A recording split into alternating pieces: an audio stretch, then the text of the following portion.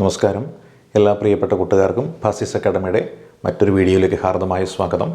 ചോദ്യം പറയാമെന്ന നമ്മുടെ ഇന്നത്തെ ഈ സെഗ്മെൻറ്റിൽ നമുക്ക് ലഭിച്ചിരിക്കുന്നൊരു ചോദ്യം എന്ന് പറയുന്നത് ഐക്യ കേരള പ്രസ്ഥാനവും അതിന് പിന്നിൽ പ്രവർത്തിച്ച വ്യക്തികളെക്കുറിച്ചും സംഘടനകളെക്കുറിച്ചുമൊക്കെയുള്ള കാര്യങ്ങൾ ഒന്ന് അവതരിപ്പിക്കണമെന്നുള്ളൊരു റിക്വസ്റ്റാണ് ലഭിച്ചിരിക്കുന്നത്. അപ്പോൾ ആ ഒരു റിക്വസ്റ്റ് നമ്മൾ അംഗീകരിച്ചുകൊണ്ട് നമ്മളിപ്പോൾ എടുക്കുന്ന ഈ ക്ലാസ് എന്ന് പറയുന്നത് ഐക്യ കേരള പ്രസ്ഥാനത്തിൻ്റെ ചരിത്ര വശങ്ങളെക്കുറിച്ചാണ്. അപ്പോൾ നമ്മൾ നോക്കിയാൽ നമുക്കറിയാൻ പറ്റും അല്ലേ, നമ്മുടെ കേരളം എന്ന് പറയുന്ന പ്രദേശം 3 ഭൂവിഭാഗങ്ങളായിട്ട് വിഭജിക്കപ്പെട്ട് കിടന്നിരുന്ന ഒന്നായിരുന്നു നമുക്കറിയാം. ആ 3 ഭൂവിഭാഗങ്ങളെന്ന് പറയുന്നത് ഏതെല്ലാമായിരുന്നു? ആ 3 ഭൂവിഭാഗങ്ങളായിരുന്നു മലബാർ, കൊച്ചി, തിരുവിതാംകൂർ. ഈ കൊച്ചിക്ക് മറ്റൊരു അപരനാമം കൂടി ഉണ്ടായിരുന്നു, അതാണ് ഗോസ്ലി എന്നായിരുന്നു അറിയപ്പെട്ടിരുന്നത്. ഗോസ്ലി പഴയ ഒരു പത്രപ്രവർത്തകനുണ്ട്, വൃത്താന്ത പത്രപ്രവർത്തനം എന്ന ഒരു കൃതി എഴുതി തയ്യാറാക്കിയ, അതായത് ജേർണലിസ്റ്റുകളുടെ ബൈബിളെന്നും ജേർണലിസ്റ്റുകളുടെ വേദപുസ്തകമെന്നുമൊക്കെ അറിയപ്പെട്ട ആ കൃതി അതെഴുതിയത് ആരാണെന്ന് നമുക്ക് എല്ലാവർക്കും തന്നെ അറിയാം. ആരാണ്? സ്വദേശാഭിമാനി രാമകൃഷ്ണ പിള്ളയാണ്. അദ്ദേഹം തിരുവിതാംകൂറിൽ നിന്നും നാടുകടത്തപ്പെട്ട് മലബാറിൽ എത്തി ജീവിക്കുന്ന കാലഘട്ടത്തിൽ അദ്ദേഹം ഒരു ആശയം മുന്നോട്ട് വച്ചിരുന്നു. മലയാള ഭാഷ സംസാരിക്കുന്ന പ്രദേശങ്ങളെല്ലാം ഒന്നിച്ചു ചേർന്ന് ഒരൊറ്റ പ്രദേശമായിട്ട് മാറ്റപ്പെടണമെന്നും അതൊരു സ്വതന്ത്ര പ്രവിശ്യയായിരിക്കണമെന്നുള്ളൊരാഗ്രഹം അദ്ദേഹം മുന്നോട്ട് വച്ചു. ആ സ്വതന്ത്ര പ്രവിശ്യയ്ക്ക് അദ്ദേഹം എന്ത് ചെയ്തു? ഒരു പേരും കണ്ടെത്തി. ആ പേരായിരുന്നു ഗോമതി. സ്വന്തം മകൾക്കിട്ട പേര് തന്നെയാണത്. ഗോസ്ലി എന്ന് പറയുന്ന കൊച്ചിയും മലബാർ എന്ന് പറയുന്ന മായും തിരുവിതാംകൂറിൻ്റെ തീയും കൂടി ചേർത്താണ് ഗോമതി എന്ന പേര് സ്വന്തം മകൾക്ക് അദ്ദേഹം ഇട്ടത്. അപ്പോൾ നോക്കിയാൽ യഥാർത്ഥത്തിൽ ഐക്യ കേരളത്തിൻ്റെ ആദ്യത്തെ വക്താവെന്ന് വേണമെങ്കിൽ നമുക്ക് ആര് വിളിക്കാം? നമ്മുടെ സ്വദേശാഭിമാനി രാമകൃഷ്ണ പിള്ളയെ നമുക്ക് വിശേഷിപ്പിക്കാൻ സാധിക്കുന്നതാണ്. എന്നാൽ ഈ ഒരു വാദമുഖം കൂടുതൽ ശക്തിപ്പെടുന്നൊരു കാലഘട്ടമുണ്ട്. അതേത് കാലഘട്ടമെന്ന് ചോദിച്ചാൽ നമുക്കറിയാം, അതാണ് നമ്മുടെ 1916 ബാലഗംഗാധര തിലകൻ്റെ നേതൃത്വത്തിൽ ഹോം റൂൾ പ്രസ്ഥാനം ശക്തിപ്പെടുന്നൊരു കാലഘട്ടമുണ്ട്. ആ കാലഘട്ടത്തിൽ തിലകൻ പറഞ്ഞൊരു വാചകം നമുക്ക് എല്ലാവർക്കും തന്നെ അറിയാം. എന്താണ്? Swaraj is my birthright and I shall have it എന്ന് പറഞ്ഞു. അതേപോലെ പ്രവിശ്യകളിൽ സ്വാതന്ത്ര്യ സമര പോരാട്ടം ശക്തിപ്പെടണമെന്നുണ്ടെങ്കിൽ ഭാഷാ അടിസ്ഥാനത്തിലുള്ള ഐക്യമാണ് ആദ്യം ഉണ്ടാകേണ്ടതെന്നും അതുകൊണ്ട് ഭാഷയുടെ അടിസ്ഥാനത്തിലാണ് ഭൂപ്രദേശങ്ങൾ രൂപീകരിക്കപ്പെടേണ്ടതെന്നും തിലകൻ പറഞ്ഞിരുന്നു. അപ്പോൾ ഭാഷയുടെ അടിസ്ഥാനത്തിൽ പ്രദേശങ്ങൾ രൂപീകരിക്കപ്പെടണമെന്ന് 1916 തിലകൻ പറഞ്ഞപ്പോൾ അന്ന് ഇന്ത്യൻ നാഷണൽ കോൺഗ്രസ് അതിനെ വേണ്ട രീതിയിൽ ഗൗനിച്ചിരുന്നില്ല. എന്നാൽ 1920 നിസ്സഹകരണ സമരം ഇവിടെ കൊടുമ്പിരിക്കൊണ്ടിരിക്കുന്ന കാലഘട്ടത്തിൽ അതിൻ്റെ നല്ല വശങ്ങൾ, തിലകൻ പറഞ്ഞ കാര്യത്തിൻ്റെ ഉള്ളുകള്ളികൾ എന്താണെന്ന് കോൺഗ്രസ്സിന് ബോധ്യപ്പെട്ടു. ബ്രിട്ടീഷുകാർക്കെതിരായിട്ട് ഇന്ത്യ മുഴുവനും സുശക്തമായിട്ട് സമരം സജ്ജമാകണമെന്നുണ്ടെങ്കിൽ പ്രദേശങ്ങൾ കേന്ദ്രീകരിച്ചുകൊണ്ട് കോൺഗ്രസ് കമ്മിറ്റികൾ വേണം. അപ്രകാരം നോക്കിയാൽ നമ്മുടെ ഈ തിരുവിതാംകൂറിലും മലബാറിലും കൊച്ചിയിലും മലയാള ഭാഷ സംസാരിക്കുന്ന ആൾക്കാരുണ്ട്. അപ്പോൾ ഭാഷയുടെ അടിസ്ഥാനത്തിൽ കോൺഗ്രസ് കമ്മിറ്റികൾ രൂപീകരിക്കുവാനായിട്ട് 1920 ധാരണയെടുത്തു. ആ ധാരണയാണ് 1920 നാഗ്പൂർ സമ്മേളനം. നമുക്കറിയാം 1920 നാഗപ്പൂരിൽ വീരരാഘവ ആചാര്യയുടെ നേതൃത്വത്തിൽ നടന്ന സമ്മേളനത്തിലാണ് നമ്മുടെ CR ദാസ് ഒരു പ്രമേയം അവതരിപ്പിച്ചത്. ആ പ്രമേയമായിരുന്നു നിസ്സഹകരണ പ്രമേയം എന്ന് പറയുന്നത്. ആ നിസ്സഹകരണ പ്രമേയം ശക്തിപ്പെടുത്തണമെന്നുണ്ടെങ്കിൽ ഭാഷയുടെ അടിസ്ഥാനത്തിൽ മാത്രമേ ജനങ്ങൾക്ക് കൂടുതൽ ഐക്യം കൊണ്ടുവരാൻ സാധിക്കുകയുള്ളതുകൊണ്ട് ഭാഷാടിസ്ഥാനത്തിൽ കോൺഗ്രസിൻ്റെ കമ്മിറ്റികൾ രൂപീകരിക്കണമെന്നുള്ള ആവശ്യം ഇവിടെ വെച്ചാണ് ഉന്നയിക്കപ്പെടുന്നത്. ഇതിനെ തുടർന്നാണ് മലബാറിലും കൊച്ചിയിലും തിരുവിതാംകൂറിലും മലയാള ഭാഷ സംസാരിക്കുന്ന ആ പ്രദേശങ്ങളിലുള്ള രാജ്യസ്നേഹികളായ ആളുകളുടെ ഒരു കൂട്ടായ്മ വിളിച്ചുകൂട്ടാൻ തീരുമാനിക്കുന്നു. അങ്ങനെ 1921 തിരുവിതാംകൂറിലും കൊച്ചിയിലും മലബാറിലുമുള്ള കോൺഗ്രസിൻ്റെ അടിയുറച്ച വിശ്വാസികളെല്ലാം വിളിച്ചു ചേർത്തുകൊണ്ട് ഒറ്റപ്പാലം എന്ന സ്ഥലമുണ്ട്. ഒറ്റപ്പാലം നമുക്കറിയാം പാലക്കാട് ജില്ലയിലാണ്. അത് മദ്രാസിൻ്റെ ഭാഗമായിട്ടുണ്ടായിരുന്ന പാലക്കാട് ജില്ലയിലെ ഒറ്റപ്പാലത്ത് വെച്ച് ആന്ധ്ര കേസരി എന്ന അപരനാമത്തിൽ അറിയപ്പെട്ടിരുന്ന ബാരിസ്റ്റർ ടി പ്രകാശമുണ്ട്. ആ ടി പ്രകാശത്തിൻ്റെ നേതൃത്വത്തിൽ ഒരു കമ്മിറ്റി നടക്കുകയാണ്. ഈ കമ്മിറ്റിയായിരുന്നു ആദ്യത്തെ കേരള പ്രദേശ് കോൺഗ്രസ് കമ്മിറ്റി എന്ന KPCC. ഇതിൻ്റെ ഭാഗമായിട്ട് KPCC രൂപീകരിക്കപ്പെട്ടു. ആരായിരുന്നു KPCCയുടെ പ്രഥമ പ്രസിഡന്റ്? കെ മാധവൻ നായർ. അപ്പോൾ കെ മാധവൻ നായരുടെ നേതൃത്വത്തിൽ KPCC രൂപീകരിക്കപ്പെട്ടു. ഇപ്പോൾ KPCC ആണ് കൃത്യമായി പറഞ്ഞു കഴിഞ്ഞാൽ ഭാഷയെ അടിസ്ഥാനപ്പെടുത്തിക്കൊണ്ട് ഒരു കമ്മിറ്റി ആദ്യമായിട്ട് രൂപീകരിക്കുന്നത്. എവിടെയുള്ള ആൾക്കാരുടെ? തിരുവിതാംകൂറിലും മലബാറിലും കൊച്ചിയിലുമുള്ള ആൾക്കാരുടെ ഒരു കമ്മിറ്റി രൂപീകരിക്കുന്നത് ഈ ഒരു കാലഘട്ടത്തിലാണ്. ഈ കാലഘട്ടത്തിനൊരു പ്രത്യേകതയുണ്ട്. മലബാർ കലാപം 1921 നടന്നു. അതോടുകൂടി എന്ത് സംഭവിച്ചു? മലബാർ മേഖലയിലെ ഹിന്ദുക്കളും മുസ്ലിങ്ങളും തമ്മിലുള്ള ഐക്യം എന്ന് പറയുന്നത് തകർന്ന് തരിപ്പണമായിപ്പോയി.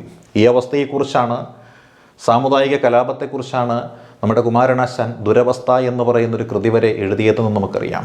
തുടർന്ന് ഹിന്ദുക്കളും മുസ്ലിങ്ങളും തമ്മിലുള്ള ഐക്യമൊക്കെ മെച്ചപ്പെടുത്തുകയും കോൺഗ്രസിൻ്റെ പ്രവർത്തനം ശക്തിപ്പെടുത്തുകയും ചെയ്യുക എന്ന ലക്ഷ്യത്തോടു കൂടിയിട്ട് 1923 സരോജിനി നായിഡുവിൻ്റെ നേതൃത്വത്തിൽ കോഴിക്കോട് വെച്ചാണെന്നാണ് പറയപ്പെടുന്നത്. പക്ഷേ ചില രേഖകളിൽ പാലക്കാടെന്ന് കാണുന്നുണ്ട്. ഒരു സമ്മേളനം 1923 നടന്നു. ഹിന്ദു മുസ്ലിം ഐക്യം മെച്ചപ്പെടുത്തുക എന്ന ലക്ഷ്യത്തോടു കൂടി നടന്ന രണ്ടാമത്തെ KPCC സമ്മേളനമായിരുന്നു ഈ സമ്മേളനം എന്ന് പറയുന്നത്. പിന്നീട് വീണ്ടും സമ്മേളനങ്ങൾ നടന്നെങ്കിലും പ്രസക്തമായ സമ്മേളനം പിന്നീട് നടത്തപ്പെടുന്നത് 1928 1928 സമ്മേളനം നടന്ന സ്ഥലമെന്ന് പറയുന്നത് കണ്ണൂർ ജില്ലയിലെ പയ്യന്നൂരിൽ വെച്ചാണ് സമ്മേളനം നടന്നത്. പയ്യന്നൂരിൽ വെച്ച് എന്ന് സമ്മേളനം നടന്നു? 1928 സമ്മേളനം നടന്നു. ആരുടെ അധ്യക്ഷതയിൽ നടന്നു എന്നുള്ളതാണ് പ്രധാനം. ആ അധ്യക്ഷതയാണ് നമ്മുടെ ജവഹർലാൽ നെഹ്റു. ജവഹർലാൽ നെഹ്റുവിൻ്റെ അധ്യക്ഷതയിൽ അക്കാലത്ത് യുവാക്കൾ ശക്തിപ്പെട്ടു വരികയാണ്. ഇന്ത്യ ലീഗ് ഫോർ ഇൻഡിപെൻഡൻസ് എന്ന് പറയുന്ന ഒരു കൂട്ടായ്മ ജവഹർലാൽ നെഹ്റുവിൻ്റെയും സുഭാഷ് ചന്ദ്രബോസിൻ്റെയും ഒക്കെ നേതൃത്വത്തിൽ രൂപീകരിക്കപ്പെടുകയും ഇന്ത്യയുടെ പൂർണ്ണ സ്വാതന്ത്ര്യമാണ് നമുക്ക് നേടിയെടുക്കേണ്ടതെന്നുള്ള ആവശ്യം ജനങ്ങളുടെ ഇടയിൽ പ്രചരിപ്പിക്കുകയും ചെയ്ത ആ ഒരു കാലഘട്ടത്തിൽ പൂർണ്ണ സ്വാതന്ത്ര്യം എന്ന് പറയുന്ന തങ്ങളുടെ ആശയത്തിൻ്റെ പ്രചരണം നടത്തുന്നതിന് വേണ്ടിയിട്ടും പ്രദേശ് കോൺഗ്രസ് കമ്മിറ്റികളിൽ നിന്നുള്ള പിന്തുണ തേടുന്നതിനും വേണ്ടിയിട്ട് നെഹ്റു ഈ അവസരം ഉപയോഗിച്ചു. അതിൻ്റെ പരിണതഫലമായിട്ട് 1928 ഇവിടെ നടന്ന KPCCയുടെ യോഗത്തിൽ വെച്ചിട്ട് കേളപ്പൻ, കേരള ഗാന്ധി എന്ന പേരിൽ അറിയപ്പെട്ടിരുന്ന കേളപ്പൻ എന്ത് ചെയ്യുകയാണ്? ഒരു പ്രമേയം അവതരിപ്പിക്കുകയാണ്. ആ പ്രമേയം ഏതായിരുന്നു? പൂർണ്ണ സ്വരാജിന് പിന്തുണ കൊടുക്കുന്ന പ്രമേയം. പ്രദേശ് കോൺഗ്രസ് കമ്മിറ്റി, കേരള പ്രദേശ് കോൺഗ്രസ് കമ്മിറ്റി പൂർണ്ണ സ്വരാജിന് പിന്തുണ കൊടുക്കുന്ന ഒരു പ്രമേയം പാസ്സാക്കി. പിന്നീടാണ് ഈ പ്രമേയം 1929 ജവഹർലാൽ നെഹ്റു ലാഹോറിൽ വെച്ച് അവതരിപ്പിക്കുന്നത്. ഈ പൂർണ്ണ സ്വരാജ് പ്രമേയത്തെ പിന്താങ്ങിക്കൊണ്ട് സംസാരിച്ചത് മറ്റാരുമായിരുന്നില്ല, അന്നത്തെ KPCCയുടെ പ്രസിഡന്റായിരുന്ന മാധവൻ നായരായിരുന്നു. പിന്നീട് വീണ്ടും കുറേ കാലങ്ങൾക്ക് ശേഷമാണ് അടുത്ത ഒരു കമ്മിറ്റി വരുന്നത്. ആ കമ്മിറ്റി 1931 അത് ചരിത്ര പ്രസിദ്ധമായ സമരത്തെ കൂട്ടിയോജിപ്പിക്കുന്നതിന് വേണ്ടിയിട്ടായിരുന്നു. ആ സമരത്തിൻ്റെ പേരായിരുന്നു ഗുരുവായൂർ സത്യാഗ്രഹം. ആരാധനാ സ്വാതന്ത്ര്യം എന്ന് പറയുന്നത് ഹിന്ദുമത വിഭാഗത്തിൽപ്പെട്ട എല്ലാവർക്കും ലഭ്യമാക്കണമെന്ന് പ്രഖ്യാപിച്ചുകൊണ്ട് വടകരയിൽ നിന്നും ഒരു ജാഥയൊക്കെ വന്നത് നമ്മൾ ഓർക്കുന്നില്ലേ? സുബ്രഹ്മണ്യൻ തിരുമുമ്പും AK ഗോപാലനുമൊക്കെ നയിച്ച ഒരു ജാഥ, കാൽനട ജാഥ, ഒരുപാട് മർദ്ദനങ്ങൾ ഏറ്റുവാങ്ങിയ ഒരു കാൽനട ജാഥ. അവസാനം കേളപ്പൻ്റെ നിരാഹാര സമരമൊക്കെ നമ്മൾ കേട്ടിട്ടുള്ള ആ ജാഥ, AK ഗോപാലിന് മർദ്ദനം കിട്ടിയ ജാഥ, ഗുരുവായൂർ അമ്പലത്തിൻ്റെ മണി മുഴക്കിയപ്പോൾ കൃഷ്ണപിള്ളയുടെ മുതുകത്തടിച്ചതിനെക്കുറിച്ചുള്ള കഥയും നമ്മൾ കേട്ടിട്ടുള്ളതല്ലേ? അപ്പം അങ്ങനെയുള്ള ആ ഒരു ഗുരുവായൂർ സത്യാഗ്രഹത്തിന് പിന്തുണ പ്രഖ്യാപിച്ചുകൊണ്ടുള്ള സമ്മേളനം നടന്നത് എവിടെയാണ്? അത് വടകരയിലായിരുന്നു. വടകരയിൽ നടന്ന സമ്മേളനത്തിൻ്റെ അധ്യക്ഷത അലങ്കരിച്ചതാരാണ്? ആ വർഷം തന്നെ ഇന്ത്യൻ നാഷണൽ കോൺഗ്രസിൻ്റെ പ്രസിഡന്റായി തിരഞ്ഞെടുക്കപ്പെട്ട സെൻഗുപ്തയാണ്. നെല്ലി സെൻഗുപ്ത എന്ന് നമ്മൾ പറയുന്ന സെൻഗുപ്ത. ആ സെൻഗുപ്തയാണ് തിരഞ്ഞെടുക്കപ്പെട്ടത്. പിന്നീട് ഇവിടെ സമര പോരാട്ടങ്ങളൊക്കെ അതിശക്തമായിട്ട് നടന്നിട്ടുണ്ട്. ഗാന്ധിജി 1934 37 ഇവിടെ വന്നിട്ടുണ്ട്. അതിനുശേഷമാണ് ദ്രുതഗതിയിലൊരു മാറ്റമുണ്ടായത്. 1938 സുഭാഷ് ചന്ദ്രബോസ് ഇന്ത്യൻ നാഷണൽ കോൺഗ്രസിൻ്റെ പ്രസിഡന്റായി. 1938 അന്ന് അദ്ദേഹം ഒരു സുപ്രധാനമായ തീരുമാനം കൈക്കൊണ്ടു. ഒന്ന്, പ്രവിശ്യകളിൽ ഗവൺമെൻറ്റിനെ സഹായിക്കുന്നതിന് ഒരു പ്ലാനിംഗ് കമ്മിറ്റി വേണം. അങ്ങനെ ജവഹർലാൽ നെഹ്റുവിനെ ആദ്യത്തെ പ്ലാനിംഗ് കമ്മിറ്റിയുടെ പ്രസിഡന്റായിട്ട് തിരഞ്ഞെടുത്തു. മാത്രമല്ല, നാട്ടുരാജ്യങ്ങളിൽ സ്വാതന്ത്ര്യ സമര പോരാട്ടങ്ങൾ ശക്തിപ്പെടുത്തണമെന്നുണ്ടെങ്കിൽ പ്രദേശ് കോൺഗ്രസ് കമ്മിറ്റികൾക്ക് പിന്തുണ കൊടുക്കണം. അങ്ങനെ പ്രദേശ് കോൺഗ്രസ് കമ്മിറ്റികൾക്ക് പിന്തുണ കൊടുക്കുന്നതിന് വേണ്ടിയിട്ട് അതിനു മുമ്പായിട്ട് 1937-38 കാലഘട്ടത്തിൽ നമ്മുടെ പട്ടാഭി സീതാരാമയ്യയുടെയൊക്കെ നേതൃത്വത്തിൽ നമ്മുടെ ഈ കേരള നാട്ടിൽ വെച്ച് സമ്മേളനങ്ങളൊക്കെ നടന്നിട്ടുമുണ്ട്. പിന്നീട് വീണ്ടും ഒരു ശക്തമത്തായൊരു കാലം മാറ്റമുണ്ടാകുന്നത് 1940-42 കാലഘട്ടങ്ങളിൽ ക്വിറ്റ് ഇന്ത്യ സമരം ശക്തിപ്പെടുന്നതോടുകൂടിയാണ്. അതോടുകൂടി എന്താണ്, ബ്രിട്ടീഷുകാർക്ക് ഇന്ത്യ വിട്ട് പോകേണ്ടി വരുമെന്നുള്ളൊരു ചിന്ത ഇവിടെയുള്ള എല്ലാവർക്കും ഉണ്ടാവുകയും സമരം ശക്തിപ്പെട്ടു വരികയുമാണ്. രാജാക്കന്മാർക്ക് പോലും ബ്രിട്ടീഷുകാരുടെ ഭരണം വേണ്ട എന്നൊരു ചിന്തയുണ്ടാവുകയാണ്. ആ ചിന്തയുടെ പരിണത ഫലമായിട്ട് കൊച്ചിയിലെ രാജാവിനെ നമുക്കറിയാം, രാമവർമ്മ പരീക്ഷിത് തമ്പുരാൻ എന്ന കൊച്ചിയിലെ രാജാവ് എന്ത് ചെയ്തു? അദ്ദേഹത്തിൻ്റെ അധികാരമെല്ലാം ഒഴിയുവാൻ സന്നദ്ധനാണെന്നും തിരുവിതാംകൂറും കൊച്ചിയും അതേപോലെ തന്നെ മലബാറും കൂടി ലയിച്ച് മലയാള ഭാഷ സംസാരിക്കുന്ന ഒരു സംസ്ഥാനം വരുന്നതിൽ അദ്ദേഹത്തിന് സന്തോഷമേയുള്ളൂവെന്നും അദ്ദേഹം എന്ത് ചെയ്യുകയാണ്? ഒരു പ്രസ്താവന ഇറക്കുകയാണ്. തുടർന്ന് വീണ്ടും ശക്തിമത്തായിട്ടുള്ള ഒരു ഐക്യ കേരള പ്രസ്ഥാനം ഇവിടെ വരികയാണ്. 1946 ചെറുതുരുത്തി എന്നൊരു സ്ഥലമുണ്ട്. നമ്മുടെ കേരള കലാമണ്ഡലമൊക്കെ സ്ഥിതി ചെയ്യുന്ന ചെറുതുരുത്തി. ആ ചെറുതുരുത്തിൽ വെച്ചിട്ട് നമ്മുടെ കെ.പി. കേശവമേനോൻ്റെ കേശവമേനോൻ്റെ നേതൃത്വത്തിൽ എന്ത് ചെയ്യാണ്, ഒരു കമ്മിറ്റി കൂടുകയാണ്. ആ കമ്മിറ്റി തീരുമാനിച്ചു 100 പേരടങ്ങുന്ന ഒരു കൂട്ടായ്മ എന്തിനു വേണ്ടിയിട്ട്, ഐക്യ കേരള പ്രമേയം എന്ന് പറയുന്നത് എഴുതി തയ്യാറാക്കുവാനും അത് ഈ നാട്ടിലുള്ള ജനങ്ങളുടെ പിന്തുണ തേടിയെടുക്കുവാനും ഭരണാധികാരികളുടെ അംഗീകാരം നേടുന്നതിനും വേണ്ടിയിട്ട്. അതിന് ചുമതലപ്പെടുത്തിയത് മറ്റാരെയും ആയിരുന്നില്ല, മൊയ്തു മൗലവിയെ ആയിരുന്നു. അങ്ങനെ മൊയ്തു മൗലവിയുടെ നേതൃത്വത്തിൽ എന്താണ്, ഐക്യ കേരള രൂപീകരണത്തിന് വേണ്ടിയുള്ള കാര്യങ്ങളൊക്കെ നടക്കുന്നു. ഈ സന്ദർഭത്തിലാണ് ഇതിൻ്റെ ചുമതലക്കാരനായിട്ട്, ഇതിൻ്റെ കൂട്ടായ്മയുടെ കൺവീനറായിട്ട്, അല്ലെങ്കിൽ അതിൻ്റെ ലീഡർഷിപ്പിലേക്ക് കെ കേളപ്പൻ വീണ്ടും വരുന്നത്. തുടർന്ന് 1947 തൃശ്ശൂരിൽ വെച്ചിട്ട് ഒരു പ്രഖ്യാപനം നടക്കുകയാണ്. അതാണ് ഐക്യ കേരള പ്രഖ്യാപനം എന്ന് പറയുന്നത്.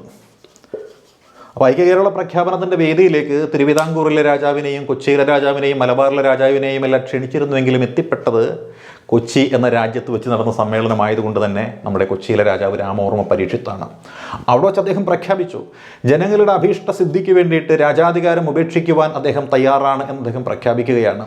അദ്ദേഹം ആവശ്യപ്പെട്ടത് എന്താണ്, 5 പഞ്ചാംഗം മാത്രമാണ്, കൊച്ചി രാജ്യത്ത് അച്ചടിക്കുന്ന 5 പഞ്ചാംഗം മാത്രം എല്ലാ വർഷവും എനിക്ക് കിട്ടിയാലും മതി എന്ന് പറഞ്ഞൊരു ഡിമാൻഡ് വെച്ചുകൊണ്ട് തൻ്റെ രാജാധികാരം ഉപേക്ഷിക്കുവാൻ തയ്യാറാണെന്നും ഇന്ത്യ ഗവൺമെൻറ്റിൻ്റെ അധികാരത്തെ അംഗീകരിക്കുവാൻ തയ്യാറാണെന്നും പ്രഖ്യാപിച്ച വളരെ മാന്യനായ ഭരണാധികാരി അദ്ദേഹമായിരുന്നു കൊച്ചിയിലെ രാജാവായ രാമവർമ്മ പരീക്ഷിത്. യഥാർത്ഥത്തിൽ നമ്മുടെ ഐക്യകേരളം യാഥാർത്ഥ്യമായത് അദ്ദേഹത്തിൻ്റെ ഒരു നിലപാടോട് കൂടിയിട്ടാണ്. തുടർന്ന് തിരുവിതാംകൂറിലെയും കൊച്ചിയിലെയും മലബാറിലെയും എല്ലാം നേതാക്കന്മാരും രാജാക്കന്മാരും എല്ലാവരും കൂടിയാലോചിച്ചു. അക്കാലത്ത് ഓർക്കുക, 2 രാജ്യങ്ങളിലും ഭരണകൂടം നിലനിൽക്കുന്നുണ്ട്. പനമ്പള്ളി ഗോവിന്ദമേനോൻ്റെയൊക്കെ നേതൃത്വത്തിലുള്ള ഭരണം ഇവിടെയുണ്ട്, ഇക്കണ്ടവാര്യരുടെ നേതൃത്വത്തിലുള്ള ഭരണം കൊച്ചിയിലുണ്ട്, അല്ലേ? അപ്പോൾ ഇക്കണ്ടവാര്യരുടെ നേതൃത്വത്തിൽ കൊച്ചിയിൽ ഗവൺമെൻറ് ഉണ്ട്. അതേപോലെ പറവൂർ ടി.കെ. നാരായണപിള്ളയുടെ നേതൃത്വത്തിൽ തിരുവിതാംകൂറിലും ഗവൺമെൻറ് ഉണ്ട്. ഈ 2 ഗവൺമെൻറ്റുകളും എന്ത് ചെയ്യേണ്ടി വരും, ലയിച്ചു ചേരേണ്ടതായിട്ട് വരും. 2 രാജ്യങ്ങളും എന്ത് ചെയ്യേണ്ടതായിട്ട് വരും, ലയിച്ചു ചേരേണ്ടതായിട്ട് വരും. അങ്ങനെ ഒരു തീരുമാനത്തിലെത്തുകയാണ് തിരുവിതാംകൂറിലെ ഭരണാധികാരിയും കൊച്ചിയിലെ ഭരണാധികാരിയും തമ്മിൽ. ആ ധാരണ ഇതായിരുന്നു, അഡ്മിനിസ്ട്രേറ്റീവ് ക്യാപിറ്റലും ലെജിസ്ലേറ്റീവ് ക്യാപിറ്റലും തിരുവനന്തപുരം. അതായത് സെക്രട്ടേറിയറ്റ്, ഉദ്യോഗസ്ഥ വൃന്ദമടങ്ങുന്ന സെക്രട്ടേറിയറ്റ്, അതേപോലെ നിയമനിർമ്മാണ സഭ എന്ന് വെച്ചാൽ MLA ഇരിക്കുന്ന സഭ, അത് രണ്ടും തിരുവനന്തപുരത്ത്. നിയമതലസ്ഥാനം ലീഗൽ ക്യാപിറ്റൽ കൊച്ചിക്ക്, കൾച്ചറൽ ക്യാപിറ്റൽ സാംസ്കാരിക തലസ്ഥാനം അതും കൊച്ചിക്ക്. അങ്ങനെ 2 ക്യാപിറ്റൽ വീതം എന്ത് ചെയ്തു, വീതം വെച്ചെടുത്തു. അതാണ് നമ്മൾ സാംസ്കാരിക തലസ്ഥാനമായിട്ട് തൃശ്ശൂരിനെയും ലീഗൽ ക്യാപിറ്റലായിട്ട് കൊച്ചി, അതായത് നമ്മൾ എറണാകുളം ഹൈക്കോടതിയെയും, അതേപോലെ അപ്പുറത്തായിട്ട് നമ്മൾ പറയുന്നത് എന്താണ്, നിയമസഭയും അതേപോലെ തന്നെ സെക്രട്ടേറിയറ്റും തിരുവനന്തപുരത്ത് എന്ന് പറയുന്നത്. അങ്ങനെ ധാരണയെടുത്തു. അങ്ങനെ 1949 ജൂലൈ മാസം 1-ാം തീയതിയാണ് തിരുവിതാംകൂറും കൊച്ചിയും തമ്മിൽ ലയിച്ചു ചേർന്നിട്ട് തിരുക്കൊച്ചി എന്നു പേരായ ഒരു സംസ്ഥാനം വരുന്നത്. ആ തിരുക്കൊച്ചി സംസ്ഥാനം രൂപീകരിക്കപ്പെടുമ്പോൾ രാജാവിനോട് പറഞ്ഞു, സ്ഥാനമൊന്നും ഒഴിയേണ്ടതില്ല. കാര്യം എന്താണ്, രാജാവിനെ ഒരു പദവി കൊടുത്തു. രാജാവിന് കൊടുത്ത പദവി എന്തായിരുന്നു, രാജപ്രമുഖൻ എന്നായിരുന്നു. രാജപ്രമുഖ്, അത് തിരുവിതാംകൂറിലെ രാജാവിന് രാജപ്രമുഖൻ കിട്ടി. തിരുവിതാംകൂറിൽ അന്നത്തെ രാജാവിൻ്റെ പേരായിരുന്നു ശ്രീ ചിത്തിര തിരുനാൾ ബാലരാമവർമ്മ. ശ്രീ ചിത്തിര തിരുനാൾ ബാലരാമവർമ്മ രാജപ്രമുഖൻ എന്ന സ്ഥാനം ഏറ്റെടുത്തു.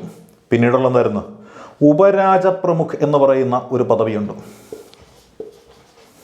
നമ്മൾ പ്രസിഡന്റ്, വൈസ് പ്രസിഡന്റ് എന്നൊക്കെ പറയുന്നില്ല, അതേപോലെ ഉപരാജപ്രമുഖ്. ആ പദവി കൊച്ചിയിലെ രാജാവായ രാമവർമ്മ പരീക്ഷത്തിന് നൽകുവാൻ തീരുമാനിച്ചു. പക്ഷേ അദ്ദേഹം പറഞ്ഞു, എനിക്ക് പദവികളൊന്നും വേണ്ട എന്നും പറഞ്ഞുകൊണ്ട് ഈ പദവി അദ്ദേഹം ത്യജിക്കുകയാണ് ചെയ്തത്. അങ്ങനെ രാജപ്രമുഖൻ എന്നുള്ള സ്ഥാനത്തേക്ക് ആര് വരികയാണ്, നമ്മുടെ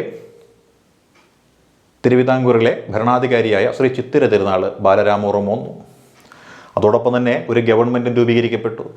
ഗവൺമെൻറ്റിൻ്റെ തലവനായിട്ട് വന്നത് പറവൂർ ടി.കെ. നാരായണപിള്ളയാണ്. പറവൂർ ടി.കെ. നാരായണപിള്ള പ്രധാനമന്ത്രിയായിട്ട് ഒരു ഗവൺമെൻറ്, തിരുക്കൊച്ചി സംസ്ഥാനത്തിൻ്റെ ആദ്യത്തെ പ്രധാനമന്ത്രിയായിട്ടിരുന്ന ആൾ ആരെന്ന് ചോദിച്ചാൽ അത് പറവൂരിലെ ടി.കെ. നാരായണപിള്ളയാണ്. പറവൂർ ടി.കെ. നാരായണപിള്ള പ്രധാനമന്ത്രിയായിട്ട് ഗവൺമെൻറ്റും രാജപ്രമുഖ സ്ഥാനത്ത് ശ്രീ ചിത്തിര തിരുനാൾ ബാലരാമവർമ്മ വന്നു കഴിഞ്ഞപ്പോൾ എന്താണ്, ജനാധിപത്യം ഉദ്ദേശിച്ച രീതിയിൽ ഫലപ്രദമായ രീതിയിൽ നടപ്പിലാക്കുവാൻ സാധിച്ചില്ല എന്ന് വിലപിച്ചുകൊണ്ട് ഐക്യകേരള പ്രസ്ഥാനത്തിൻ്റെ വക്താവായ കെ കേളപ്പൻ ഐക്യകേരള പ്രസ്ഥാനത്തിൻ്റെ എല്ലാ ചുമതലകളിൽ നിന്നും പ്രതിഷേധത്തിൻ്റെ ഭാഗമായിട്ട് ഒഴിഞ്ഞു മാറുകയാണ് ഉണ്ടായത്. എന്ത് കാരണം, രാജപ്രമുഖൻ സ്ഥാനത്ത് രാജാവിനെ വെച്ചു. രാജാവ് വന്നു കഴിഞ്ഞാൽ ജനാധിപത്യം ഉണ്ടാവില്ലെന്നാണ് പറഞ്ഞത്. പക്ഷേ അങ്ങനെയാണെങ്കിലും 1949 മുതൽ 1956 വരെ രാജപ്രമുഖൻ എന്നുള്ള സ്ഥാനത്ത് ഇദ്ദേഹം തുടരുകയാണ് ഉണ്ടായിരുന്നത്. അപ്പോൾ 1949 മുതൽ 1956 വരെ കേരള സംസ്ഥാനം രൂപീകരിക്കപ്പെടുന്നതുവരെ ഇവിടെ ഭരണം നടന്നിരുന്നു. ആ ഭരണം നടത്തിയതാരായിരുന്നു? മുഖ്യമന്ത്രിമാരും പ്രധാനമന്ത്രിമാരും അടങ്ങുന്നൊരു വിഭാഗമായിരുന്നു. അതായത് പറവൂർ ടി കെ നാരായണപിള്ള തിരുക്കൊച്ചി സംസ്ഥാനത്തിൻ്റെ പ്രധാനമന്ത്രിയായിട്ട് 1949 ജൂലൈ മാസം 1-ാം തീയതി അധികാരത്തിലെത്തിയെങ്കിലും 1949 കഴിഞ്ഞപ്പോൾ ചെറിയൊരു മാറ്റം സംഭവിച്ചു. മാറ്റം നമുക്കറിയാം. ഇന്ത്യയുടെ ഭരണഘടന അംഗീകരിക്കപ്പെട്ടു. 1949 നമുക്കറിയാം നവംബർ 26 ഇന്ത്യക്കൊരു ഭരണഘടന വരികയാണ്. ആ ഭരണഘടന കുറച്ച് ദിവസങ്ങൾക്കകം എന്താണ് രാജ്യമെമ്പാടുമായിട്ട് നിലവിൽ വന്നു. അത് 1950 ജനുവരി മാസം 26-ാം തീയതിയായിരുന്നു. അതോടുകൂടി എന്താണ് ഭരണഘടനയുടെ അടിസ്ഥാനത്തിൽ എന്താണ് രാജാവെന്നൊരു സ്ഥാനമില്ല, അല്ലേ? രാജപ്രമുഖൻ പാടില്ല. എന്നിരുന്നാലും നമ്മൾ എന്ത് ചെയ്തു? രാജപ്രമുഖനായിട്ട് അദ്ദേഹത്തെ കൊടുത്തു. ഗവർണർക്ക് തത്തുല്യമായ പദവി കൊടുത്തു രാജപ്രമുഖനായിട്ട്. പക്ഷേ പ്രധാനമന്ത്രി എന്ന് പറയുന്നത് ഒന്നേ ഉള്ളൂ. സംസ്ഥാനങ്ങൾക്ക് മുഖ്യമന്ത്രി മാത്രം മതി എന്ന ഒരു ധാരണയും അവിടെയാണ് വരുന്നത്. അങ്ങനെ തിരുവിതാംകൂറിൻ്റെ പ്രധാനമന്ത്രിയായിരുന്ന പറവൂർ ടി കെ നാരായണപിള്ള 1950 ജനുവരി 26 ശേഷം തിരുവിതാംകൂറിൻ്റെ മുഖ്യമന്ത്രി എന്ന രീതിയിൽ വരികയാണ്. അങ്ങനെ തിരുവിതാംകൂറിൻ്റെ അവസാനത്തെ പ്രധാനമന്ത്രിയും തിരുക്കൊച്ചിയുടെ ഒരേയൊരു പ്രധാനമന്ത്രിയും തിരുക്കൊച്ചിയുടെ ആദ്യത്തെ മുഖ്യമന്ത്രിയും എന്ന സ്ഥാനം പറവൂർ ടി കെ നാരായണപിള്ളയ്ക്ക് കിട്ടുകയാണ്. ഏകദേശം 1949-50 കാലഘട്ടങ്ങളിൽ ഒരു മാറ്റം സംഭവിച്ചു. അതായത് കോൺഗ്രസ് പിളർന്നിട്ട് കോൺഗ്രസിനകത്തുനിന്ന് മറ്റൊരു പാർട്ടിയൊക്കെ ഇവിടെ ഉണ്ടായി വരികയാണ്. അതാണ് പ്രജാ സോഷ്യലിസ്റ്റ് പാർട്ടി എന്ന് പറഞ്ഞ PSP എന്ന് പറഞ്ഞൊരു പാർട്ടിയൊക്കെ ഉണ്ടായിട്ട് വരികയാണ്. അങ്ങനെ കോൺഗ്രസിൻ്റെ സംഘടനാ സംവിധാനമൊക്കെ ദുർബലമായി കഴിഞ്ഞപ്പോൾ എന്തായി? ഈ പറയുന്ന പറവൂർ ടി കെ നാരായണപിള്ളയ്ക്ക് അധികാരത്തിൽ പിടിച്ചു നിൽക്കാൻ സാധിക്കാതെ വന്നു. അങ്ങനെ പറവൂർ ടി കെ നാരായണപിള്ള തൽസ്ഥാനത്ത് നിന്ന് മാറിയിട്ട് മറ്റൊരു മുഖ്യമന്ത്രിയെ നമ്മുടെ തിരുക്കൊച്ചി സംസ്ഥാനത്തിന് കിട്ടുകയാണ്. ആ മുഖ്യമന്ത്രിയുടെ പേര് എന്തായിരുന്നു അറിയാം അല്ലേ? ഒരമ്പലം കത്തി നശിച്ചാൽ അത്രയും അനാചാരങ്ങൾ നശിച്ചു എന്ന് പറഞ്ഞ വ്യക്തി. ശബരിമല ക്ഷേത്രത്തിന് തീ പിടിച്ചപ്പോൾ അദ്ദേഹം പറഞ്ഞ വാചകമാണത്. അതാണ് C കേശവൻ. 1935 കാലഘട്ടങ്ങളിൽ കോലഞ്ചേരിയിൽ വെച്ചിട്ട് അദ്ദേഹം ഒരു പ്രഭാഷണം നടത്തി. അദ്ദേഹം പറഞ്ഞ കാര്യം ഇതാണ്: കേരളത്തിലെ ജനതയുടെ പൊള്ളുന്ന പ്രശ്നങ്ങൾ പരിഹരിക്കുവാനായിട്ട് മദ്രാസിൽ നിന്നും കെട്ടിയെഴുന്നള്ളിച്ചു കൊണ്ടുവരുന്ന CP രാമസ്വാമി അയ്യർ എന്നുള്ള ജന്തുവിനെ ഞങ്ങൾക്ക് ആവശ്യമില്ല എന്ന് പറഞ്ഞു. ഇതാണ് കോലഞ്ചേരി പ്രസംഗം എന്ന് പറയുന്നത്. ആ പ്രസംഗം നടത്തിയ C കേശവൻ. ഈ C കേശവനാണ് പാലിയം സത്യാഗ്രഹം ഉദ്ഘാടനം ചെയ്തുകൊണ്ട് അവിടെ ആ സമരത്തെ അഭിസംബോധന ചെയ്തുകൊണ്ട് സംസാരിച്ച വ്യക്തിയും C കേശവനായിരുന്നു. C കേശവൻ. ആ C കേശവൻ കുറച്ചു കാലം ഭരിച്ചു. പക്ഷേ C കേശവൻ്റെ ഇച്ചിരി കടുംപിടുത്തമൊക്കെയുള്ളൊരു ഭരണമൊക്കെ ആയിരുന്നു. അതുകൊണ്ട് തന്നെ എന്ത് സംഭവിച്ചു? 1951-52 കാലഘട്ടത്തിൽ ഒരു മാറ്റമുണ്ടായി. അതായത് കോൺഗ്രസിൽ നിന്ന് പിളർന്ന PSP നല്ല ശക്തിയുള്ളതാണ്. തിരുവിതാംകൂർ മേഖലയിൽ പട്ടത്തിൻ്റെ നേതൃത്വത്തിൽ നല്ല കരുത്തുറ്റ പ്രസ്ഥാനമാണ്.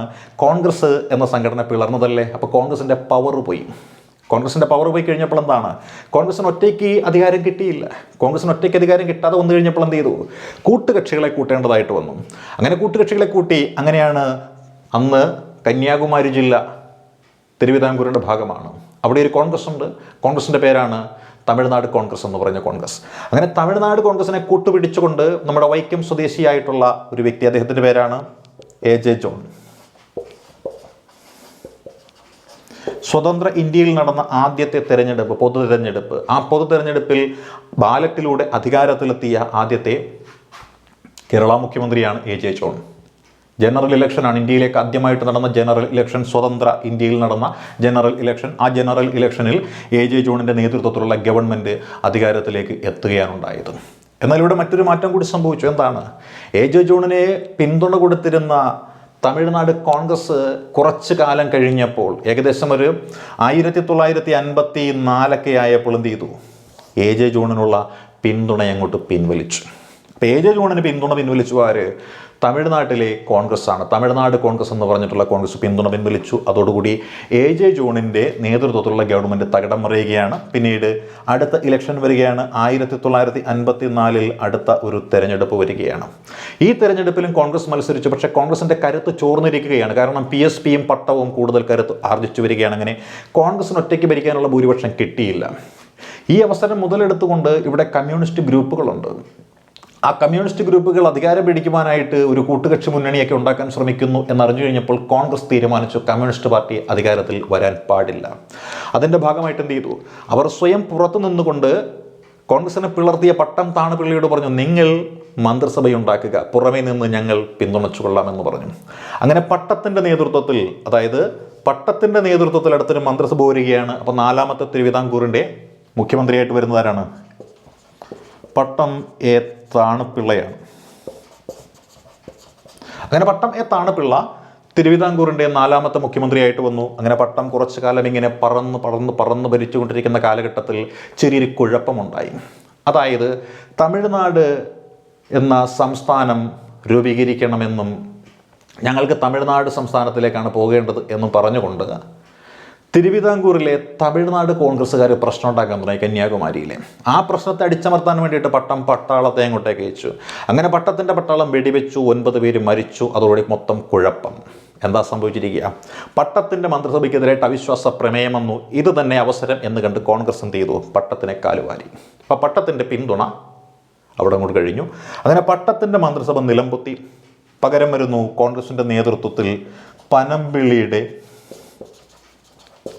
പനമ്പിള്ളിയുടെ നേതൃത്വത്തിൽ ഒരു മന്ത്രിസഭ. അങ്ങനെ തിരുവിതാംകൂറിലെ 5ാമത്തെ മുഖ്യമന്ത്രിയായിട്ട് പനമ്പിള്ളി വരുന്നു. പനമ്പിള്ളി കോൺഗ്രസ് നേതാവാണ്. പനമ്പിള്ളി ആര് പിന്തുണച്ചു? നമ്മുടെ തമിഴ്നാട് കോൺഗ്രസ്സുകാർ പനമ്പിള്ളിയെ പിന്തുണച്ചു. അങ്ങനെ തമിഴ്നാട് കോൺഗ്രസും പനമ്പിള്ളിയും എല്ലാം കൂടി ഇങ്ങനെ മുന്നോട്ട് പോയിക്കൊണ്ടിരിക്കുമ്പോൾ എന്തായി? വീണ്ടും പ്രക്ഷോഭം ശക്തിപ്പെടുകയാണ്. പ്രക്ഷോഭം ശക്തിപ്പെട്ടത് എന്താണ്? തമിഴ്നാട് വാദം എന്ന രീതിയിൽ വരികയാണ്. അതായത് നമുക്കറിയാം, ഈ കാലയളവിലാണ് ആന്ധ്ര സംസ്ഥാനമൊക്കെ രൂപീകരിക്കപ്പെട്ട് തെലുങ്ക് എന്ന ഒരു ഭാഷയുടെ അടിസ്ഥാനത്തിൽ രൂപീകരിക്കപ്പെടുന്നത്. മലയാളം എന്ന ഭാഷയുടെ അടിസ്ഥാനത്തിൽ ഐക്യകേരളം വേണമെന്നുള്ള ആവശ്യങ്ങളിൽ ഇപ്പുറത്ത് ശക്തിപ്പെടുന്നുണ്ട്, അപ്പുറത്ത് തമിഴ്നാടിന് വേണ്ടി വാദം മുറുകുന്നുണ്ട്. അങ്ങനെ തമിഴ്നാട് എന്ന പ്രദേശത്തേക്ക് പോകാൻ നമ്മുടെ തമിഴ്നാട് കോൺഗ്രസ് ഉൾപ്പെടെ ആൾക്കാർ അവിടെ പ്രക്ഷോഭം വന്നു. അങ്ങനെ മൊത്തത്തിൽ എന്തായി? പനമ്പിള്ളിക്കും പിടിച്ചു നിൽക്കാനായിട്ട് സാധിച്ചില്ല. അങ്ങനെ 1955 ഒടുവിലൊക്കെ ആയപ്പോൾ പനമ്പിള്ളിയും അങ്ങ് രാജിവെച്ചു. അങ്ങനെ 5 മുഖ്യമന്ത്രിമാർ മാറി മാറി ഭരിച്ചു. രാജപ്രമുഖനായിട്ട് ആരുണ്ട്? നമ്മുടെ ശ്രീ ചിത്തിര തിരുനാൾ ബാലരാമവർമ്മയുമുണ്ട്. ഈ ഒരു കാലഘട്ടത്തിലാണ് നമ്മുടെ ഫസൽ അലി കമ്മീഷൻ റിപ്പോർട്ട് സമർപ്പിക്കുന്നത്. 1953 നിയമിക്കപ്പെട്ട ഫസൽ അലി കമ്മീഷൻ, അല്ലേ? ഫസൽ അലി കമ്മീഷൻ നിയമിക്കപ്പെടാനുണ്ടായ സാഹചര്യം നമുക്കറിയാം. അതായത് ഭാഷയുടെ അടിസ്ഥാനത്തിൽ സംസ്ഥാനങ്ങൾ വേണമോ വേണ്ടയോ എന്ന തർക്കം മുറുകിക്കൊണ്ടിരിക്കുന്ന കാലഘട്ടത്തിൽ ഭാഷാ സംസ്ഥാനങ്ങൾക്ക് വേണ്ടി വാദിച്ചുകൊണ്ട് ആന്ധ്രയിലെ ചില വ്യക്തികൾ എന്ത് ചെയ്യുകയാണ്? സമരരംഗത്തേക്ക് വരികയാണ്. അതിൽ പ്രധാനിയായിരുന്ന വ്യക്തിയാണ് പൊറ്റി ശ്രീരാമലു എന്ന് പറയും. എന്നാൽ 1948 എസ്.കെ. ധർ കമ്മീഷൻ റിപ്പോർട്ട് പറഞ്ഞു, ഭാഷാ സംസ്ഥാനങ്ങൾ രൂപീകരിച്ചാൽ ഉണ്ടാകുന്ന ഗുണങ്ങളും ദോഷങ്ങളും. അതുകൊണ്ട് ദോഷങ്ങൾ ഒഴിവാക്കുന്നതിനും ഗുണങ്ങൾ നിലനിർത്തുന്നതിനും വേണ്ടിയിട്ട് രാജ്യത്തിൻ്റെ സെക്യൂരിറ്റി ആവണം സംസ്ഥാനങ്ങൾ രൂപീകരിക്കുന്നതിന് ബാധകമാകേണ്ടുന്ന നിയമം എന്ന് എസ്.കെ. ധർ പറഞ്ഞു. അതിനെ ശരിവെച്ചുകൊണ്ട് എസ്.കെ. ധർ കമ്മിറ്റിയെ പഠിച്ച JVP കമ്മിറ്റി 1948 ജവഹർലാൽ നെഹ്റുവിൻ്റെയും വല്ലഭായ് പട്ടേലിൻ്റെയും പട്ടാഭി സീതാരാമയ്യയുടെയും നേതൃത്വത്തിൽ രൂപീകരിക്കപ്പെട്ട JVP കമ്മിറ്റിയും പറഞ്ഞു, സംസ്ഥാന രൂപീകരണം എന്ന് പറയുന്നത് സെക്യൂരിറ്റി ആൻഡ് ഡെവലപ്മെൻറ്റ്, ഇതിനെ രണ്ടിനെയും അടിസ്ഥാനപ്പെടുത്തിയാവണമെന്ന് പറഞ്ഞു. അങ്ങനെ ഭാഷാ അടിസ്ഥാനത്തിലുള്ള സംസ്ഥാനം എന്നുള്ള മോഹം സഫലമാകില്ല എന്ന് തിരിച്ചറിഞ്ഞ ആന്ധ്രയിലെ ചില നേതാക്കന്മാർ ഒരു സമരം ആരംഭിച്ചു. ആ സമരമാണ് സ്വതന്ത്രമായി തെലുങ്ക് ഭാഷ സംസാരിക്കുന്ന ഒരു സംസ്ഥാനം വേണമെന്നുള്ള സമരം. ആ സമരത്തിൻ്റെ ചുക്കാൻ ഏറ്റെടുത്തത് മറ്റാരുമായിരുന്നില്ല, പൊറ്റി ശ്രീരാമലു ആയിരുന്നു. 56 ദിവസത്തെ നിരാഹാര സമരത്തിനൊടുവിൽ പൊറ്റി ശ്രീരാമലു മരണമടഞ്ഞു കഴിഞ്ഞപ്പോൾ ആ പ്രദേശം മൊത്തം എന്താണ്? കത്താൻ തുടങ്ങി, സംഘർഷങ്ങൾ ഉണ്ടാകാൻ തുടങ്ങി, ഭരണം സ്തംഭിക്കാൻ തുടങ്ങി. അതോടുകൂടി മറ്റു മാർഗ്ഗങ്ങളില്ലാതെ, ഗത്യന്തരമില്ലാതെ പ്രധാനമന്ത്രിയായി ജവഹർലാൽ നെഹ്റുവിനെ പ്രഖ്യാപിക്കേണ്ടി വന്നു ഇന്ത്യയിലെ ആദ്യത്തെ ഭാഷാ സംസ്ഥാനം. ആ ഭാഷാ സംസ്ഥാനത്തിൻ്റെ പേരായിരുന്നു ആന്ധ്ര എന്ന് പറയുന്നത്. അത് ഒക്ടോബർ മാസം 1-ാം തീയതിയാണ് രൂപീകരിക്കപ്പെട്ടത്. 1953 ഒക്ടോബർ മാസം 1-ാം തീയതി ആന്ധ്ര എന്നുള്ള സംസ്ഥാനം രൂപീകരിക്കപ്പെട്ടു. ആന്ധ്ര സംസ്ഥാനം രൂപീകരിക്കപ്പെട്ടപ്പോൾ മറ്റുള്ളവർക്കൊരു പ്രേരണയാണത്.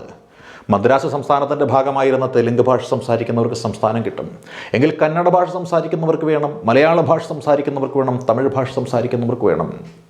ബോംബെ സംസ്ഥാനത്തിൻ്റെ ഭാഗമായിട്ട് ഗുജറാത്ത് സംസാരിക്കുന്നവർക്ക് വേണം, മറാഠി സംസാരിക്കുന്നവർക്ക് വേണം, കന്നഡ സംസാരിക്കുന്നവർക്ക് വേണം. അങ്ങനെ വിവിധ പ്രക്ഷോഭങ്ങൾ ശക്തിപ്പെട്ടു. അപ്പോൾ ഒരെണ്ണം കൊടുത്തപ്പോൾ 9 ചാടി പുറത്തായ ഒരു അവസ്ഥയിലേക്ക് വരികയാണ്. ഇതേ തുടർന്ന് എല്ലാവരെയും തൃപ്തിപ്പെടുത്തുവാൻ ചെയ്യുന്ന ഒരൊറ്റ മാർഗ്ഗമുള്ള എന്താണ്? ഒരു കമ്മീഷൻ വരും. ആ കമ്മീഷൻ പഠിക്കും, പഠിച്ചിട്ടവർ റിപ്പോർട്ട് സമർപ്പിക്കും. അങ്ങനെ വന്ന കമ്മീഷനാണ് ഏത് കമ്മീഷൻ? ഫസൽ അലി കമ്മീഷൻ എന്ന് പറഞ്ഞ commission. Fazal Ali commission, Syed Fazal Ali commission എന്നാണ് പൂർണ്ണമായ പേര്. അങ്ങനെ ഫസൽ അലി കമ്മീഷൻ വന്നു. ഫസൽ അലി കമ്മീഷനിൽ 2 പേർ കൂടി ഉണ്ടായിരുന്നു. ഒന്ന് നമ്മുടെ കാവാലം മാധവ പണിക്കർ, KM പണിക്കർ, അതാണ് കാവാലം മാധവ പണിക്കർ. മറ്റൊരാളുണ്ടായിരുന്നു ഹൃദയനാഥ്, അല്ലേ? ഹൃദയനാഥ് HN കൻസ്രു എന്ന് പറഞ്ഞ വ്യക്തി. ഇവർ പഠിച്ചു. ഇവർ പഠിച്ചിട്ട് പറഞ്ഞ കാര്യം എന്തെന്നറിയാമോ? ഇവർ പഠിച്ചിട്ട് പറഞ്ഞു എത്ര സംസ്ഥാനങ്ങൾ വേണം? 16 സംസ്ഥാനങ്ങൾ വേണം. 16 സംസ്ഥാനങ്ങൾ രൂപീകരിക്കണമെന്ന് പറഞ്ഞു. 16 സംസ്ഥാനങ്ങളും 4 കേന്ദ്രഭരണ പ്രദേശങ്ങളും രൂപീകരിക്കണമെന്നാണ് ഇവർ നിർദ്ദേശം വെച്ചത്. അതും ഭാഷയുടെ അടിസ്ഥാനത്തിൽ തന്നെ രൂപീകരിക്കണമെന്ന് പറഞ്ഞു. അതിനെ തുടർന്ന് ഇന്ത്യയുടെ പാർലമെൻറ്റ് ഇത് കുലങ്കുഷമായിട്ട് ചർച്ച ചെയ്തു. 1955 സമർപ്പിക്കപ്പെട്ട ഈ റിപ്പോർട്ട് 1955 സമർപ്പിക്കപ്പെട്ട ഈ റിപ്പോർട്ട് കുലങ്കുഷമായിട്ട് ചർച്ച ചെയ്ത് 1956 നവംബർ മാസം 1-ാം തീയതി ഇന്ത്യൻ ഭരണഘടനയുടെ 7ാമത്തെ ഭേദഗതി അമെൻമെൻറ്റ് ആക്ട് അടിസ്ഥാനത്തിൽ 14 സംസ്ഥാനങ്ങളും 6 കേന്ദ്രഭരണ പ്രദേശങ്ങളും എന്ന നിലയിൽ ഇവിടെ സംസ്ഥാനങ്ങൾ രൂപീകരിക്കുകയാണ്. അങ്ങനെ ആന്ധ്ര സംസ്ഥാനം ആന്ധ്രാപ്രദേശായിട്ട് 1956 നവംബർ മാസം 1-ാം തീയതിയാണ് വരുന്നത്. കേരള പിറവി ദിനത്തിൽ തന്നെയാണ് ആന്ധ്ര സംസ്ഥാനം ആന്ധ്രാപ്രദേശായിട്ട് മാറ്റപ്പെട്ടത്. ഇതിനുശേഷം പിന്നീട് 1960-ലാണ് 15ാമതൊരു സംസ്ഥാനം വരുന്നത്. അത് ബോംബെ എന്ന സംസ്ഥാനം ഭാഷയുടെ അടിസ്ഥാനത്തിൽ വിഭജിക്കപ്പെട്ടിട്ട് 1960 മെയ് മാസം 1-ാം തീയതി ഗുജറാത്ത് എന്ന സംസ്ഥാനമായിട്ട് മാറ്റപ്പെട്ടപ്പോഴാണ്.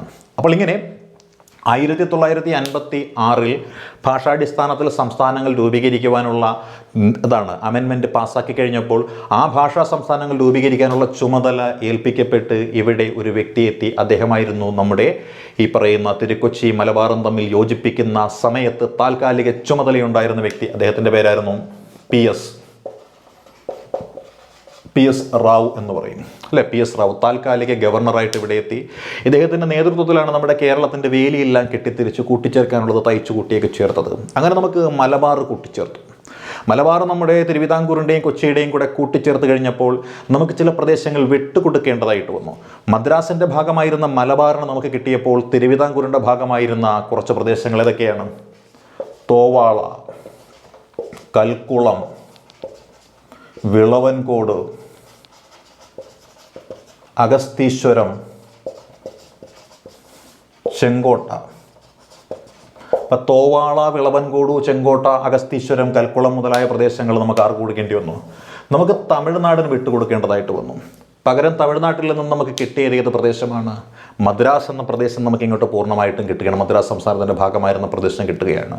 അതുകൊണ്ടും നമുക്ക് കിട്ടിയ ആ ഒരു തീർന്നില്ല.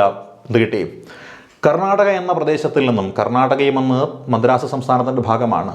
ഇപ്പോഴത്തെ ദക്ഷിണ കാനറ ജില്ലയുണ്ട്, ദക്ഷിണ കാനറ ജില്ല. ആ ദക്ഷിണ കാനറ ജില്ലയുടെ ഭാഗമായിരുന്ന ഹോസ്ദുർഗ്, കാസർഗോഡ് അല്ലെ കാഞ്ഞങ്ങാടെന്ന് നമ്മൾ പറയും അല്ലെ, കാഞ്ഞങ്ങാടെന്ന് വേണമെങ്കിൽ നമുക്ക് വിശേഷിപ്പിക്കാം. കാഞ്ഞങ്ങാട്, ഹോസ്ദുർഗ് മുതലായ പ്രദേശങ്ങൾ നമ്മുടെ കേരള സംസ്ഥാനത്തിൻ്റെ ഭാഗമായിട്ട് കൂട്ടിച്ചേർക്കപ്പെടുകയാണ് ഉണ്ടായത്. ഇതാണ് തിരുക്കൊച്ചി സംസ്ഥാനത്തിൻ്റെ രൂപീകരണവുമായി ബന്ധപ്പെട്ടുകൊണ്ട്, അല്ലെങ്കിൽ ഐക്യ കേരള പ്രസ്ഥാനവുമായി ബന്ധപ്പെട്ടുകൊണ്ട്, അതല്ലെങ്കിൽ നമ്മുടെ കേരള പ്രദേശ് കോൺഗ്രസ് കമ്മിറ്റിയുടെ രൂപീകരണവുമായി ബന്ധപ്പെട്ടുകൊണ്ട് വരുന്ന ചോദ്യങ്ങൾ വരുന്നൊരു ഏരിയ എന്ന് പറയുന്നത്. ഇതിപ്പോൾ നമ്മളിങ്ങനെ ഒരു ക്ലാസ് എടുത്തത് നമ്മുടെ ചോദിക്കൂ പറയാമെന്നുള്ളൊരു സെഗ്മെൻറ്റിൽ ഒരു ഉദ്യോഗാർത്ഥി അല്ലെങ്കിൽ നമ്മളുടെ ഒരു സ്റ്റുഡൻറ്റ് ഈ മേഖല അദ്ദേഹത്തിന് കൺഫ്യൂഷൻ ആണെന്നും അത് വ്യക്തമായിട്ടൊന്ന് എടുത്തു നൽകുവാൻ സാധിക്കുമോ എന്നൊരു റിക്വസ്റ്റ് അവിടെ നൽകിയത് കൊണ്ടാണ്. അപ്പോൾ നമ്മുടെ വീഡിയോയ്ക്ക് താഴെ നിങ്ങൾക്ക് വേണ്ടുന്ന ആ ക്ലാസ്സുകളെക്കുറിച്ചുള്ള കമൻറ്റ് രേഖപ്പെടുത്തുകയാണെങ്കിൽ, നമ്മൾ എടുത്തിട്ടില്ലാത്ത ക്ലാസ്സുകളാണെങ്കിൽ അത് ഡീറ്റെയിൽ ആയിട്ട് എടുത്തു നൽകാൻ ശ്രമിക്കുന്നതാണ്. അപ്പോൾ ഈ ക്ലാസ് കണ്ടുകൊണ്ടിരിക്കുന്ന നിങ്ങളുടെ വിലയേറിയ അഭിപ്രായങ്ങൾ കമൻറ്റ് ബോക്സിൽ രേഖപ്പെടുത്തണമെന്ന് അഭ്യർത്ഥിച്ചു നിർത്തുന്നു. All the best.